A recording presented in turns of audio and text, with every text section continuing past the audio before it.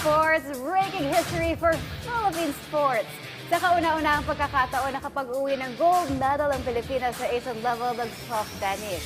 Ito'y matapos dominahin ng soft tennis Pilipinas national team ang 9th Asian Soft Tennis Championship sa Monyang City, Korea.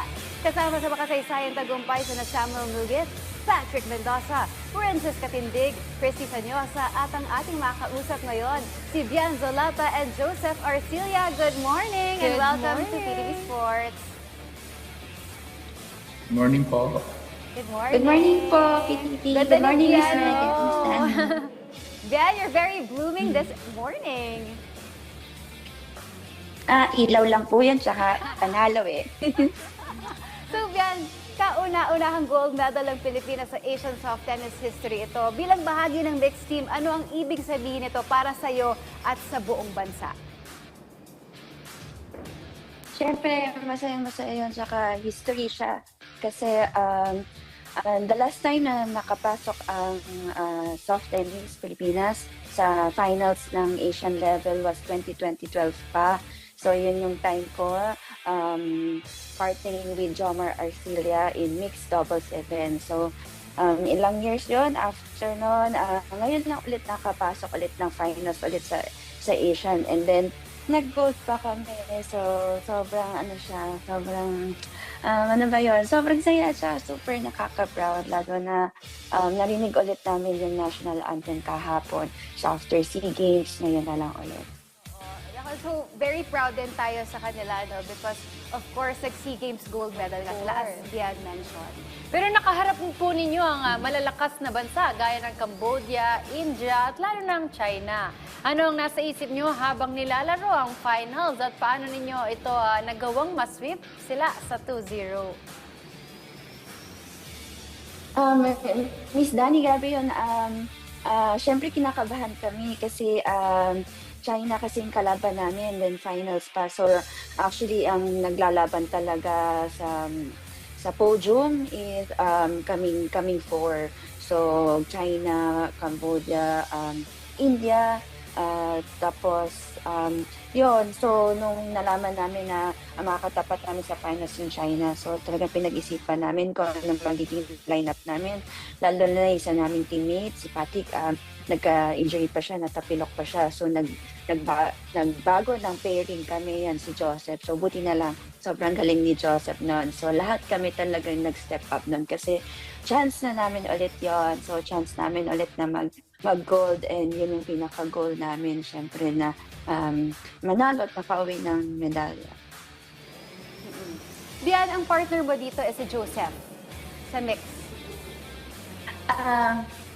Ang women's sa doubles si Princess. So bali ang setup kasi ng mixed team event is men's doubles muna yung first game, then second doubles is women's doubles, and then last doubles yung deciding is mixed na.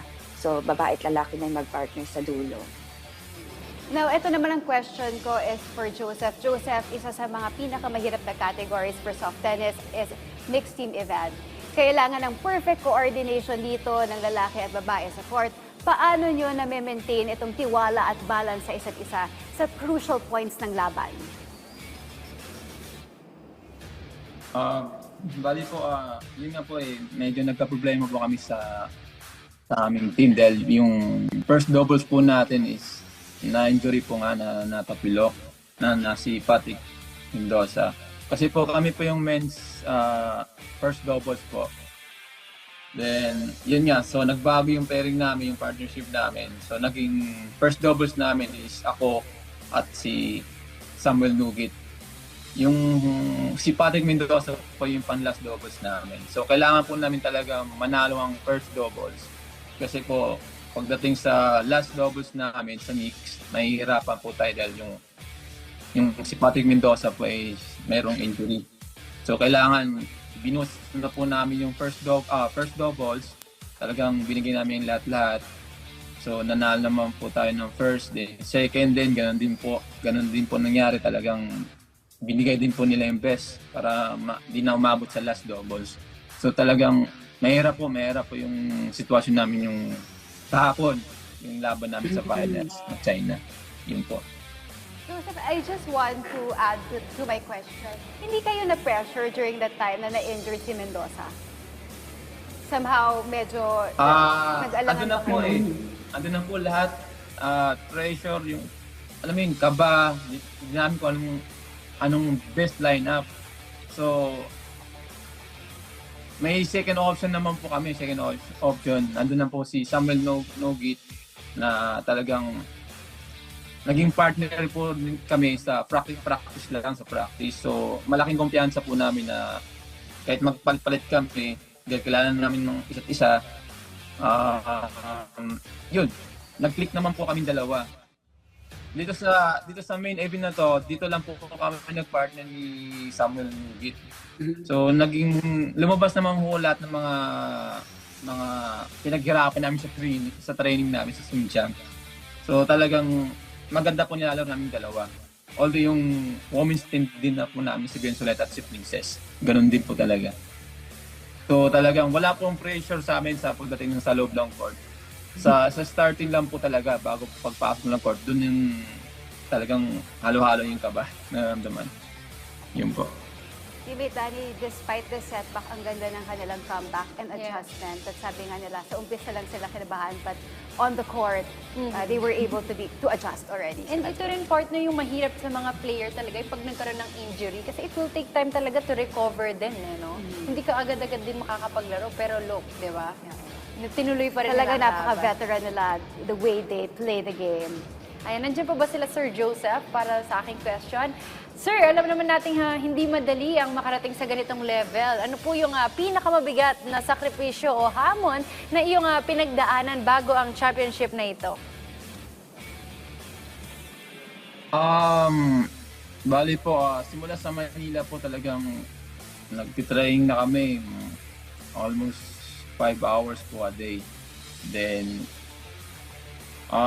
lumipat po kami ng venue, nag-training po kami dito sa Korea sa may Sunchang po. Nag-training po kami ng 17 days para po sa itong main event namin na pinaghahandaan natin ng Asian Championship.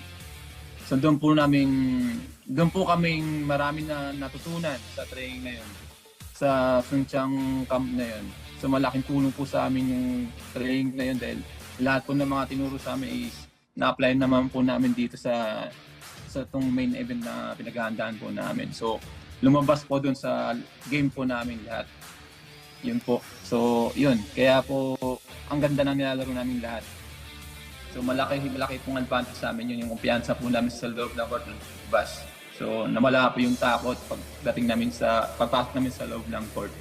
So, talagang binuhos namin lahat na, para lang makamit namin itong gintong medalya natin. Yun po. That's nice, Joseph. I think yung kumpiyansa sa sarili at yung confidence, tiwala sa sarili is very important for every athlete, for every game. Ito, Bian, after this historic gold, mas lalo nang tataas, syempre, yung expectations sa Soft Tennis Pilipinas. Sa tingin mo ba, ano yung next step o ano yung susunod na mission ng koponan ninyo? Well, Miss Meg, actually, ito yung namin, parang qualifying namin for Asian Games. So, sana yun, buong team yung ipadala ng PSC for Asian Games since soft tennis is a regular sport in Asian Games. Last year kasi since nag-bronze ang men's team namin, so medyo sure na sila for Asian Games, and then now nakapasok din kaming girls. So me, Princess and Christy, so possible din or may chance din kaming makasama. But ayun, yun naman yung major tournament namin for next year. And then after this tournament, after this history naman, so focus naman namin na next is grassroots program, especially Batang Pinoy kasama ang soft tennis doon. So masaya kami na na-include ulit ang soft tennis na Batang Pinoy. Malapit na yung Batang Pinoy. Yeah. Yeah, right? But it's so nice Yes. na talagang pinapalakas din ng soft tennis ang grassroots program ninyo. Kasi dito kayo makaka-discover ng new breeds of talent. Yes, correct. Oo. So, at least, Bian, tanong ko lang kasi sinabi mo kanina that you're opting for yung women's team na makasali sa Asian Championships. Ano yung preparations or may adjustment ba kayo in terms of your training routines? Ngayon kasi iba-iba na yung lineup namin or members namin. So, consist of rookies, seniors. So, iba-iba na lalo na meron kaming mga trainee pools na rin na dine-develop. So, titingnan na namin kung ano pa yung best setup or pairing since ang women's team kasi last year in the World Champs and then Asian Champs this year, umabot din kami ng quarterfinal. So, kaya lang natalo kami sa China. So, one win away to podium finish sana.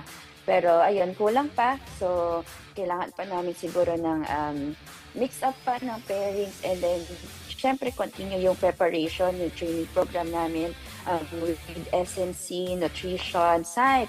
So, yun kasi talaga ang parang doon na nag-iiba pagdating na pagpasok na sa palo kasi lahat kami or lahat ng players is magagaling, may palo na. So, mental toughness na lang talaga pagdating sa court. And syempre, yung preparation of the court, so with SNC, nutrition massage, psych, yan yung magkukompleto talaga ng lahat.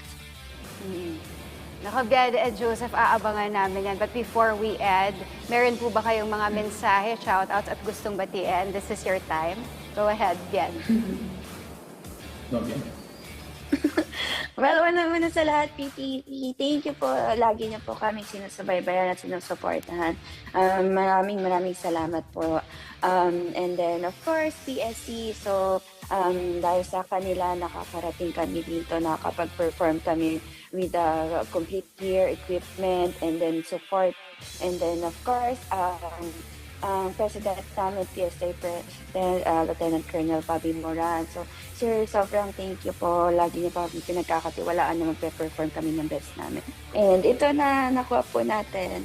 And, of course, syempre, mga family namin, coaches namin, sila Coach Mike, Coach Fred, Coach B, and Coach Mac, and syempre, mga teammates namin. Ayan. Super happy kaming lahat. And ang Suncheon Soft Tennis Association, sila Mr. Yu, Mr. Park, Mr. King, Coach Wang. Super thank you kasi laging welcome ang Soft Tennis Philippines sa Korea, lalo na sa Suncheon. And lastly, syempre, may Meralco family, ayan, mga manager ko, boss and office mates ko. Thank you po, lagi na po kasi nasupportan and babalik na ako.